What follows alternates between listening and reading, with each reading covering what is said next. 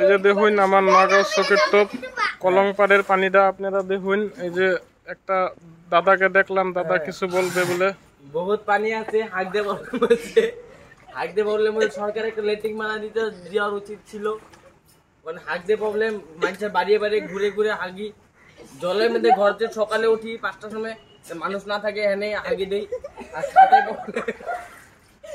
তোমার ঘরেও পানি দেখি আছে? এই ঘরে পানি মাঝে মাঝে ঘরেও আগিয়ে দেই,